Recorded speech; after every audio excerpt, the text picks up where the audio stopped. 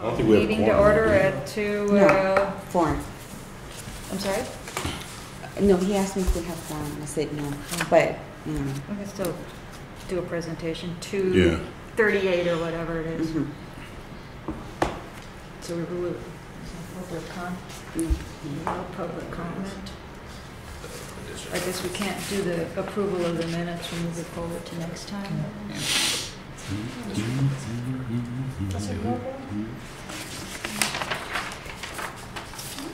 All right, we only have two things on the agenda. One is actually, it's a budget update, which I have a PowerPoint presentation for. And then the other item, which I was going to do first, is the non-resident fees, which I have up there. I don't know if you guys know, but every year the State Chancellor's Office sends to each community college a template that basically takes your expenses divided by FTES, and you get to compute your own calculated rate for non-resident fees, but then they also compute a state rate. And for the past, since I've been here, we always use the state rate, and about 80 or 90% of the community colleges uses a state rate. We usually take a poll, the community colleges, and so I propose, when I meet with Dr. Andrew Jonas, I'm going to propose going to the board with a state rate. So I just wanted to give you a little bit of a background on that. The capital outlay fee is just basically our it's a calculation based upon all the capital outlay that we have, and our capital outlay is not very high because we don't have that many expenses that we're doing anymore for construction, which most people put in there. So we've done a little bit more last year than the year before, so it's probably going to go up a couple of bucks, but it's fairly low. So I'm proposing $13 per unit, which is our calculated rate. So I just thought I'd give you a chart for the last couple of years on the non-resident fees. What our calculated rate is, the state rate, and what was board approved. Obviously 1920 is proposed. On the capital outlay fee, would it be wise to have a higher fee with the U building coming on? And I'm going to get to that. It's a bond, though.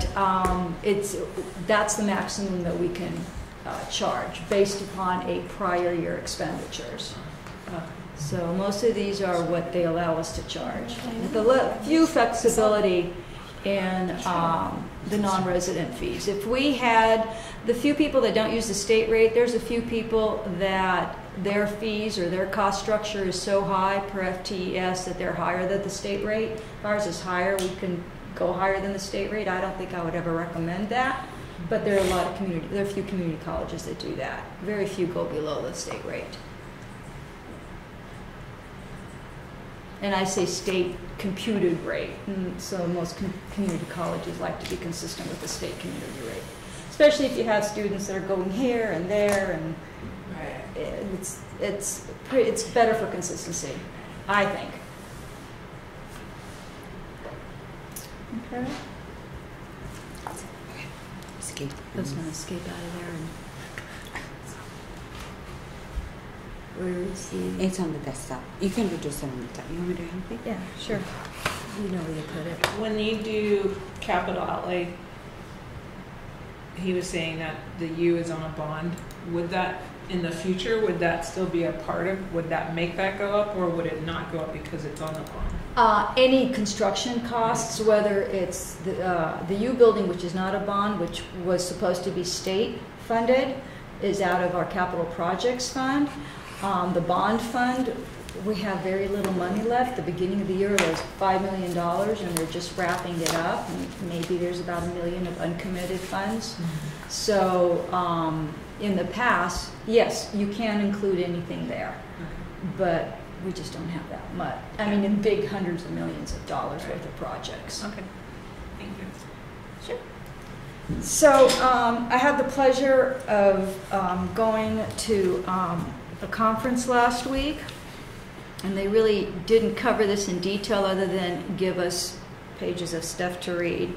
So basically on January 10th, the Governor Newsom released his budget proposal. And just remember, this is a proposal, his first proposal for 1920.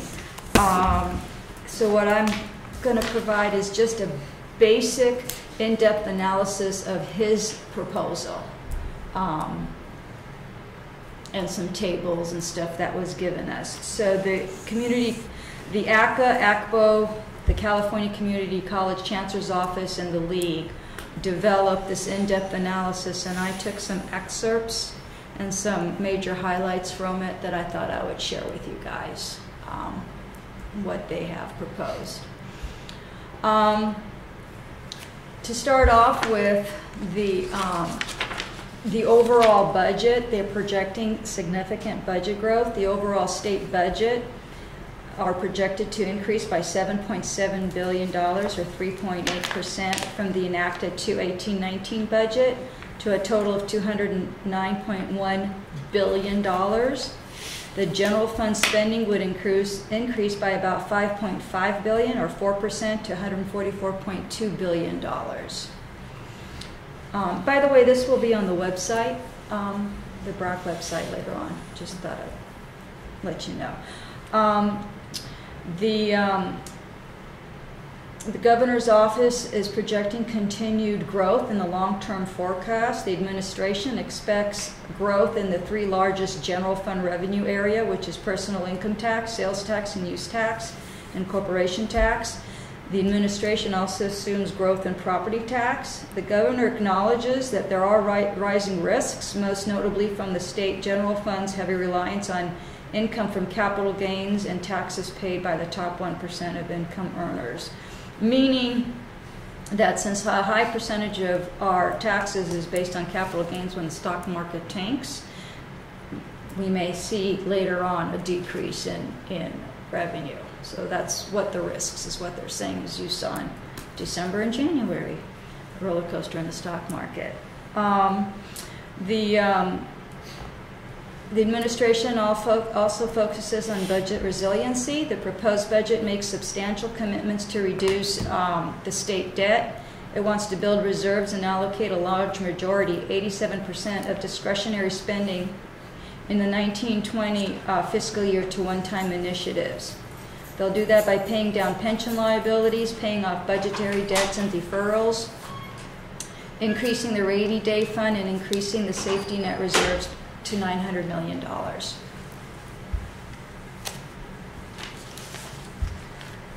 To narrow the scope a little bit for California Community College, the budget overview, the administration budget summary totals for all community colleges, including federal, state, and local funding, to $16.3 billion. The majority of the funding for the community colleges and districts, and nearly all the funding that's controlled under the state, is under Proposition 98, which is a constitutional amendment,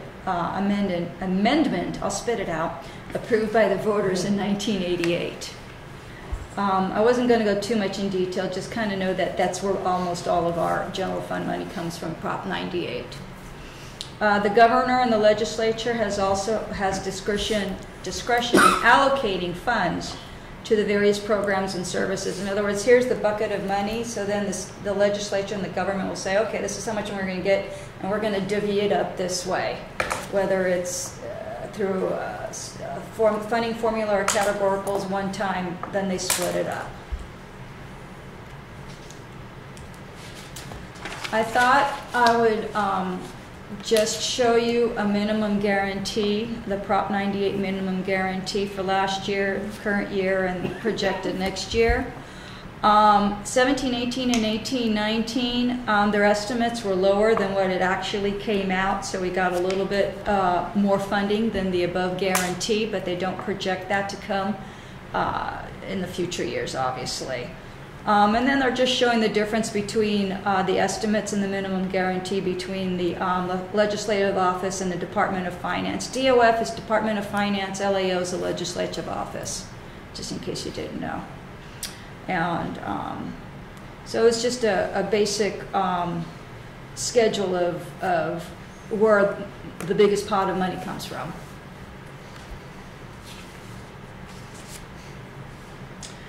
This next table shows the proposed Proposition 98 funding levels for the community colleges. Before it included K through 12, this is now the community college portion. And we get a 10.93%, which is our traditional share of the Prop 98 funding. The percentage is applied after the appropriations for certain programs are subtracted from the total. So I'm just giving you a snapshot of 17, 18, 18, 19, and the proposed 19, 20, and the increases for that pot for community colleges.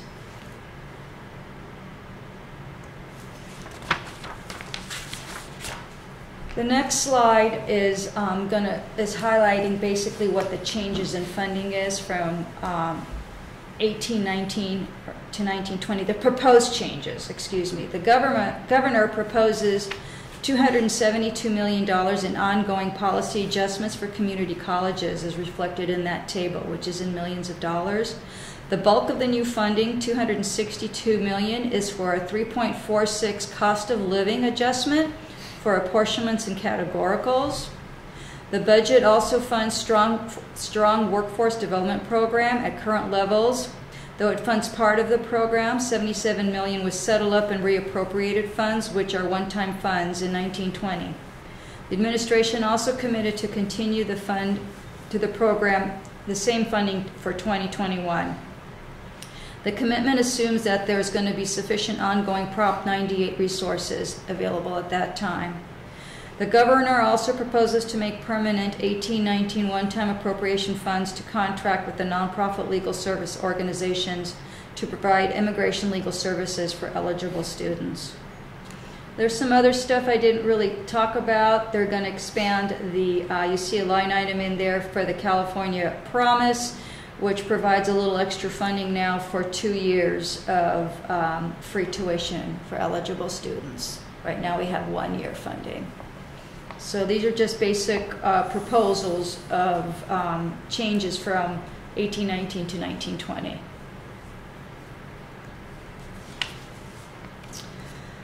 The next slide is one of the biggest changes, is on the, not that big, but it's the Student Center funding formula. I'll tell you in a snapshot what it says. Currently the funding formula, the base funding, which is based on FTES, is 70% for 1819, was supposed to be 65% for 1920 and 60% for 2021. And conversely, the student success allocation, as the law is right now, is going to go from 10% to 15% to 20%.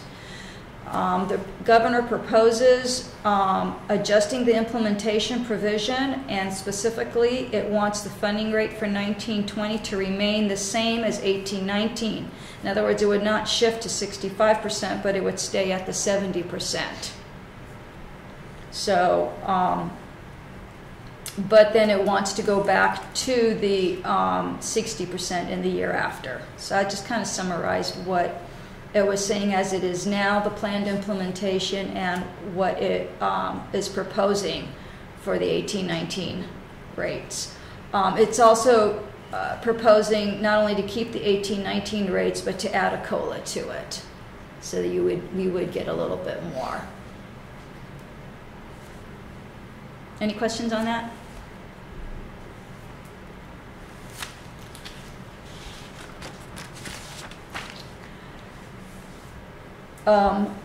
Some other changes under the Student Center funding formula. The proposed budget limits a year-to-year growth for the total of amounts calculated for the student success portion to only 10%. In addition, they are proposing a trailer bill that would modify the definition of the number of students who transfer to four-year universities. Although you could barely see it in the table there, I'll give you a website if you're interested later. It's on the State Chancellor's website. In Fiscal Services, there is a area that says Budget News, and this particular in-depth analysis in full is there, and all the tables that I pulled from it is in that latest Budget News excerpt or whatever link. This table just shows the current rates that that we have, plus the proposed rates. The Student Center funding formula has different rates for number of students that has transfers, degree transfers, associate degree transfers, baccalaureate degrees. There's several criteria, and it's upping its per student rate for the proposed rates for the next 4 years, from 18-19, 19-20, 20-21, 21-22, and 22-23. All the factors there. So it's just showing you all the proposed changes or recommended changes for those rates. The next slide is, the next table shows a proposed local assistance funding formula for the current budget years. The table shows most of the categorical programs that we have now will be the same. The only decreases are really one-time funding removed. For instance, the online college had originally 120 million. It's going to be proposed 20 million next year. That's because 100 million of it was one-time funding to get it started. But most of them are the same, and with a COLA increase. Most of the major categoricals. There's a table of local funding support. The next one is a continuation of the local support funding by program. Same idea. I don't think there's anything major difference. They're about the same. What we have now versus what we're going to get, other than some increases, or if there was one-time funding, there is nothing there. Like deferred maintenance, they're not proposing anything, if you see that line.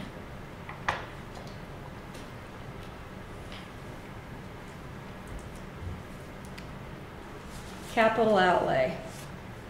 This is where we're hurt the most. The governor's budget provides proposal for $358.7 million in capital outlay from Proposition 51, which voters approved in 2016. The funding to support 15 community projects and 12 new projects are listed in Table 8, which I didn't attach. Pasadena City College is not one of the ones that the budget is to be funded for in fiscal year 1920. When I looked at the table, it appeared that every college that had a very minimal or non-contributory amount, it looked like the governor knocked it out of getting any more money. So this is the first I've heard of it. I emailed the state chancellor's office to confirm that, and I know Richard Lorette already spoke to Dr. Andrew Jonas regarding it, and I'm sure there'll be some discussion later on it. If you recall, last year at this time, they also didn't fund it, and then they reversed it, so I don't know what the end result is, but that's what the proposal is. It's not to give us any money. That means there would be no funding for the U building. Zippo. But how much did we get last year? We haven't gotten it yet, but $2 million was allowed. Just 2 million? Just $2 million. That's it. So the rest of it, forget it. Like, all they did was say, okay, here's money for all the blueprints, the architectural drawings, etc. Forget it. Now you can't do any constructions, which doesn't make sense. Yeah. You have $2 million, and then they won't do anything with it. I think what they're assuming is that we have a bond, which we don't have a bond that we could supplement it with. We need a bond. Yeah, I agree. Other items that the governor is proposing is funds for Cal Grant expansion. There's also some relief on pension costs. The governor's proposing to put in some money for unfunded STRS that potentially will reduce our STRS contribution rate by about 1%, so that may help us. And a new longitudinal student data system. Obviously, they need to start keeping track of a lot of information, which is part of our funding formula.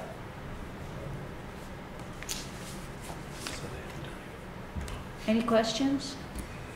I didn't make it too long. No, You know, going back to the COLA, it said that it's only for certain programs and certain categoricals. No, actually, that particular one, but there is also 3.46% increase, but that's in total in the Prop 98 bucket. So they're going to increase that bucket and how they allocate it. And it's more than that. It's mostly COLA plus some money to keep districts hold harmless, so they don't drop in funding. So there's actually a little bit more in that. And I want to say it was 6%. Now, how do you go back? 6% COLA? No, Is the down. Oh, no, it's the one up. Oops. Okay, you can also go this one. What number was it? It would have been where it says Prop 98. There it is. It's a minimum guarantee? Minimum guarantee. That's the one. So I'm going to look at mine with this table. I think it's one more back.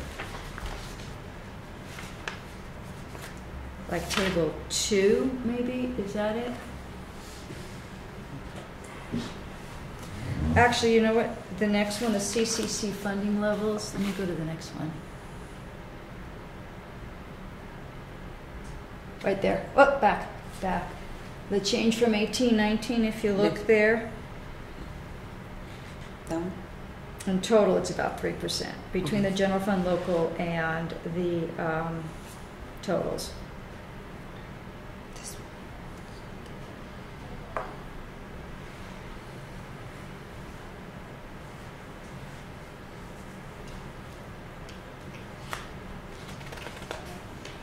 And this goes from proposed to actual July 1?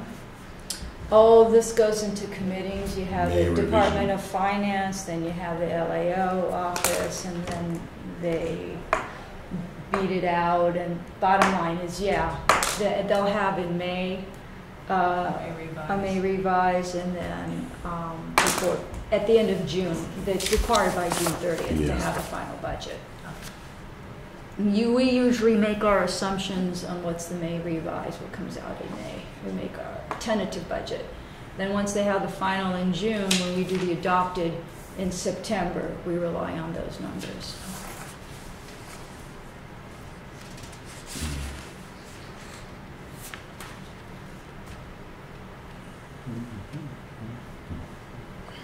Well, it seems like he's a believer in community colleges. Yes, he is. So that's good. Yeah.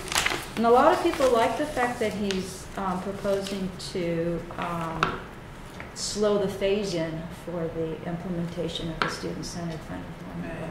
Right. So gives everybody a chance to figure out where the numbers are, some definitions of what is transfers, not transfers, what are they including, reasonable wage. There's so many different factors. Just keeping track of my 18-19 numbers, which goes up and down by $1 million here and there every other day, depending on what I get from there. Yeah. So, and that's 18-19, and we're in that year. Yeah. Any other questions?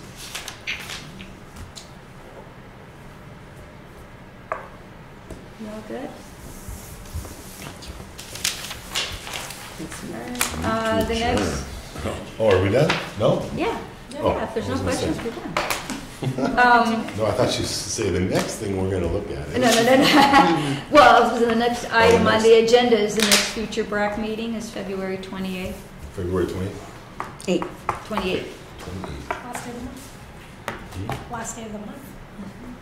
You sure? Sure it's not a weekend? Oh, yeah. No, it's not. No, I it's, Meeting adjourned? I just think that was boring. I couldn't understand why. We have a Really? motion. Motion for a meeting adjourned? Oh, we're not in. Actually, we don't have a Okay, quorum. we so don't have a quorum, we're not going to do that. Okay.